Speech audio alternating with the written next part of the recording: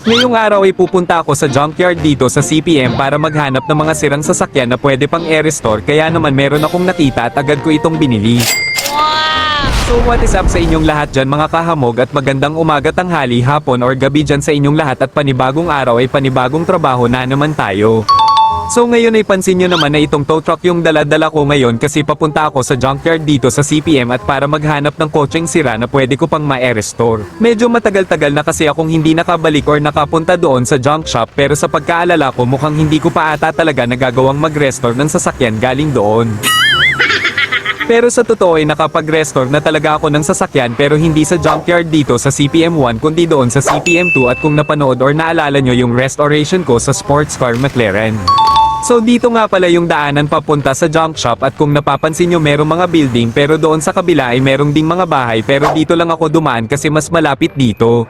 Ganto din pala yung itsura sa interior ng tow truck na gamit ko ngayon at kakalinis ko lang kasi nito kahapon pero hindi nyo lang alam kasi hindi ko naman pinakita.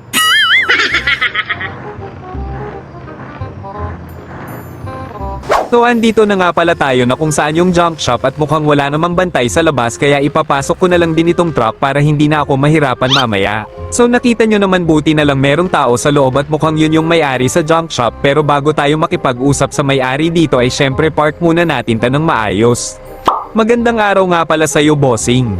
Magandang araw din sa'yo boss at anong maitutulong ko sa'yo ngayon na naparito ka? Bali naghahanap kasi ako ng kotseng pwede ma-restore ngayon pero yung budget lang sana pero goods pa din kung aayusin.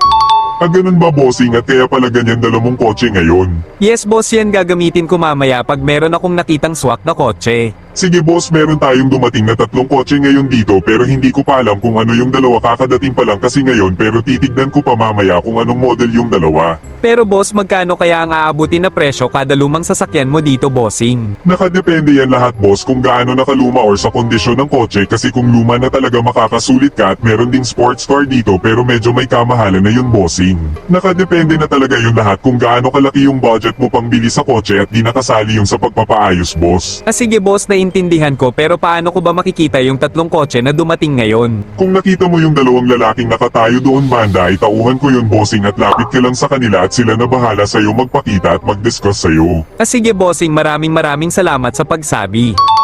Magandang umaga nga pala sa inyong dalawa mga bossing. Magandang umaga din sa'yo boss at anong maitutulong namin sa'yo ngayon? Bali bossing, galing ako nakipag-usap sa may-ari nitong junk shop at naghahanap kasi ako ng lumang kotse dito na pwede ko pang ayusin kasi alam mo na mahirap lang wala pang pambili ng bagong kotse. Ganun ba boss? Sakto bossing, merong 3 model na dumating or dineliver dito kanina lang at kung gusto mo papakita ko sa'yo yung 3 kotse baka meron kang magustuhan dun. Sige boss, bali unang araw ko din kasi ngayon dito sa junk shop nyo at unang restore ko na din kung meron kong makita ngayon dito. Sige lang bossing, magandang plano mo na din yan sa ngayon lalo na magbabagong taon na diba? So tara boss, sunod ka lang sa aming dalawa at papakita ko na sa'yo yung unang kotse. So ayan mga kahamog, susunod tayo dito sa 2 salesman dito sa junk shop para tignan ang pinakaunang kotse at sana yung pinakauna ay magustuhan ko. So dito lang bossing yung unang papakita ko at nasa likod na din kasi nilagay nung nag-deliver at di na rin kasi namin naayos, di naman kasi din ito gumagana para mailipat namin. Okay. So ito na yung pinakaunang makikita mo bossing, itong Chevrolet Silverado C10. Bali bossing, itong kotse wala itong makina gaya nga sabi ko kanina na hindi namin nailipat, late na din kasi kami bago namin nakita ito. Ikaw ba boss, ano ba yung type mong kotse, pang trabaho ba? Kung pang trabaho lang naman ay bagay na bagay ito sa'yo boss, lalo na kung meron kang mga bagay pwede ikarga dito sa likod. Di naman sa pangtrabaho bossing at saka magkano naman kaya ito boss kung ito kukunin ko? Hindi ko rin alam boss Sa kasabi ng boss namin nakadepende lahat sa kondisyon sa kotse lalo na kung sports car yung hanap ng tao at bossing kumpleto na din yung mga papeles nito. Yung boss lang talaga namin ang nakakaalam bawat presyo ng mga sirang kotse dito sa junk shop boss at saka wala ka ng ibang pagproblemahin kundi yung pag-ayos na lang nito. Pero kung hindi ka naman komportable bossing, pwede na tayo mag-proceed sa pangalawang kotse at para makita mo na din yung kondisyon. Sige bossing, maraming salamat at saka sayang kumpleto sana yung papeles kaso di ko trip yung ganong kotse. Okay lang naman yun bossing at saka marami din kasi yung bumibili dito ng mga sira boss at gaya din sa'yo nag-restore sila kundi pang duty or pang trabaho lang. Wow. At kung nauubos naman bossing yung mga sirang kotse dito ay marami pa ding mga sirang kotse ang dine-deliver nila dito so marami ka pa din pwedeng pagpilian. So ito na nga pala yun boss, yung pangalawang kotse na papakita ko sa'yo. Oy bossing, parang maganda to boss ah. Parang hindi ka lumaan tignan itong kotse at saka boss anong klaseng kotse nga pala ito, parang sports car. Yes bossing, tama ka at sports car talaga ito at ito ang 2010 Ford Mustang GT. Wow! Bali ano boss, ano yung mga problema nito at parang mas bago pa ito tignan kaysa nung una mong pinakita. Bali meron itong makina bossing at saka kompleto na din yung mga papeles nito at yung nakaganda na rin ay sabi ng may-ari 2 buwan lang ito natambak sa kanila. So dito boss yung daan papakita ko na sa'yo yung pangatlong kotse, medyo magugulat ka lang siguro kunti boss pag nakita mo na kasi medyo kakaiba lang ito kumpara sa 2 kotse na pinakita ko. Okay! Okay, so ayan mga kahamog, papunta na tayo sa pangatlong kotse. So bali nagustuhan ko yung Mustang kanina kasi medyo okay pa yung itsura at saka meron pang makina. Okay, so ito na yung pangatlong kotse na papakita ko sa'yo bossing, sports car din ito kaso yung pinakamahal na sports car. Oy ganda bossing, so ano naman yung problema nito boss, bakit naging ganito na lang yung itsura ang mahal-mahal nitong klaseng kotse? Sobrang kalawang na yung katawan nito boss kasi sabi ng may-ari nito hindi daw nila nabayaran yung sa tax kaya natambak at tinago na lang nila pero ayon kinalawang kasi hinayaan na lang. Pero boss sobrang goods pa nito kung maayos kasi meron pa itong makina at umaandar pa naman at dito na lang namin nilagay kasi alam mo na kamahalan na yung kotse at para safe na din. Pero depende na yun sa budget mo boss, baka malay mo makamura ka doon sa may-ari dito sa junk shop, ikaw na lang din bahala at sa tingin ko mukhang mahal talaga ta kung bibilhin bossing. Pero pag ito kukunin mo boss tapos naayos mo may sports car ka na pwede ka pa manghakot ng mga babae. Naku boss, pag yan kinuha kong kotse ngayon panigurado pag uwi ko tuyo na lang ata uulamin ko. So bossing ang mahal naman sa bulsa yung sports car na pag-ani parang ito na lang yung kukunin ko ata bossing kasi parang hindi naman ata magastos papaayos dito. Ah sige boss kasi itong Mustang yung bintana at kulay lang yung need ata ayusin mo nito sa katanggal sa mga kunting kalawang na din. Ilalabas ko na ito boss tapos yung payment nito at papel doon ka lumapit sa kinausap mo nung pagdating mo dito bossing at salamat. Okay, so ayan mga kahamog, magtatanong ako doon sa may registry yung kinausap ko kanina at sana mura lang yung benta niya sa Mustang kasi kung hindi tuyo talaga ang ulam. Oy bossing, so ano, meron ka na bang nakita na gusto mong kunin na kotse? Oo boss, meron akong nakitang 2 sports car pero yung isa nagustuhan ko kundi yung lumang Mustang. Matanong lang sana boss kung magkano yun baka kasi hindi kasya sa dala kong budget ngayon. Ay yung Mustang pala yung napili mo bali, depende yan bossing sa budget na dala mo ngayon at kung hindi mo mamasamain magkano ba dala mo. Kunti lang naman bossing, mga 400,000 lang siguro. Sige bossing, sapat na yon at gawin ko na lang mga 300,000 para yung sobra meron ka pang pampaayos sa mga pyesa-pyesa na yan. Yawn, maraming salamat po bossing, solid ka talaga, maraming salamat sa'yo. Wala yun bossing at saka magbabagong taon na din kaya good luck sa pag-ayos mo niyan sa bagong kotse mo bossing, salamat din sa'yo. So ayan mga kahamog, nilabas na ni bossing yung kotse kaya naman aayusin na lang natin yung tow truck ko paharap para hindi na tayo mahirapan pa umikot mamaya. Okay! Buti na lang mga kahamog, binawasan ni bossing yung presyo sa kotse kaya goods na yun pang ayos nito lalo na sa pintura.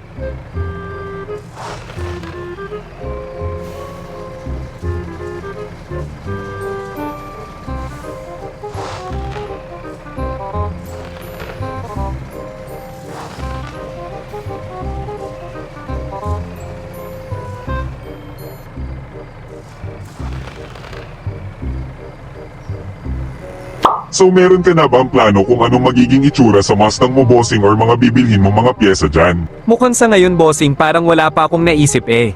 Pero baka gagawin ko itong pangkarera na kotse or kundi police or ano man yung pwede kong mapagdesisyonan. Ah sige, ganun ba boss? Dalaw na lang dito sa susunod bossing kung gusto mo ulit mag-restore ng kotse Lunes hanggang Sabado kaming bukas dito at iba-iba din yung kotse na makikita mo.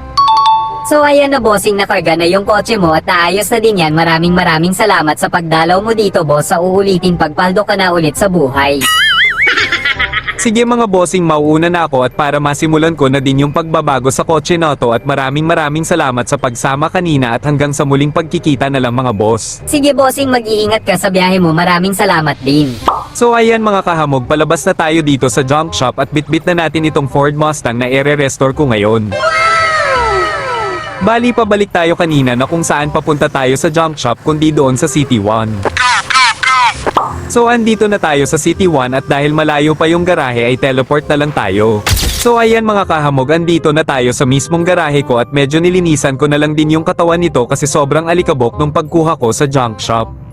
So ang uunahin kong aayusin ay itong gulong niya kasi kita nyo naman hindi na magkapariho ano kaya ginawa sa may-ari nito. So dito bago ako bumili ay syempre naghanap muna ako ng magandang rim or mags na mabagay sa kotse at kung napapansin nyo tabingi pa nga yung likod na gulong pero aayusin ko yan mamaya. Ayan nakapili na ako at di ko na pinatagal pa at kinulayan ko na yung rim ng kulay itim. So bali mga kahamog ay di ko pa alam kung anong i-design ko nito or gagawin ko na lang siguro itong clean build pero kayo mga kahamog ano kaya yung magandang design na bagay dito? So what if gawin ko kaya itong yung nasa Transformer mga kahamog kundi si Barricade yung pulis na Mustang? Yung ibig kong sabihin na Mustang kundi yung nasa Transformer 1 yung hinabol si Bumblebee.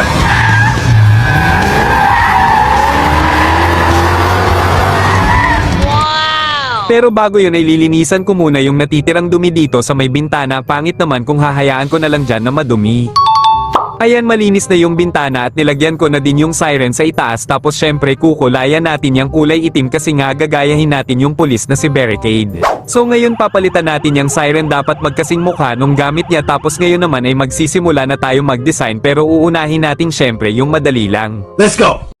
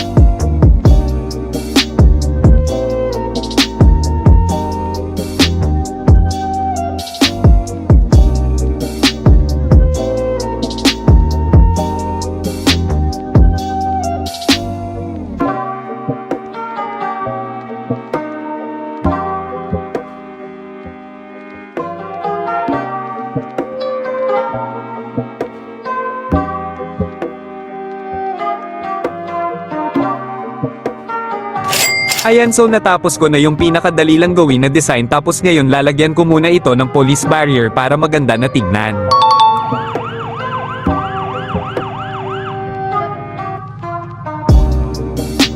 Pero hindi pa tayo tapos at gagawin ko na susunod yung police badge niya yung nasa gilid. Pero sa ngayon uunahin ko muna yung lalagyanan ng Decepticon logo pero mamaya na yan.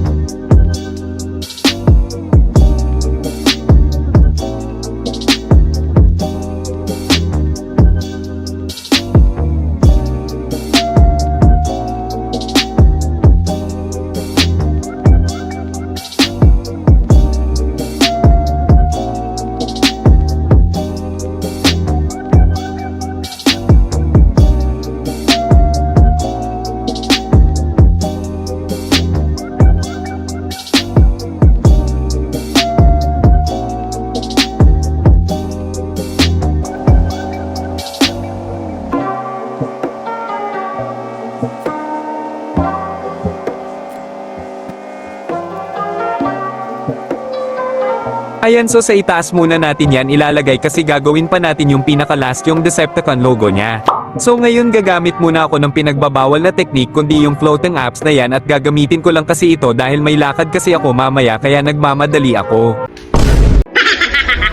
Waiting for your storm to settle as I look toward the sea.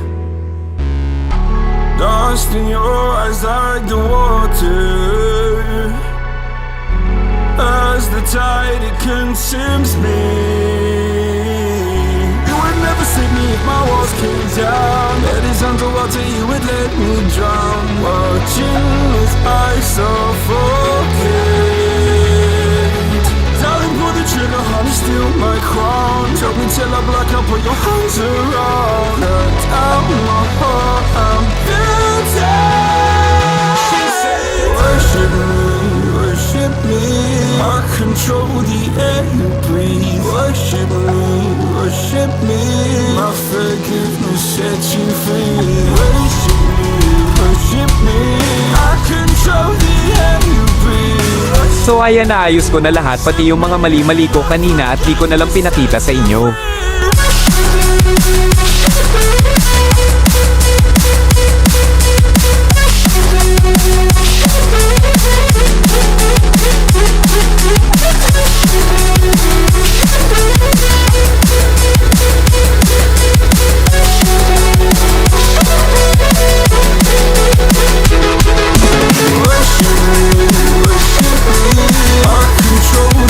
Ayan, okay na tapos yung pulis na nakasulat, inayos ko na lang din dahil di ko nagdasuhan yung pinakauna kong ginawa kasi hindi na naging katulad sa original.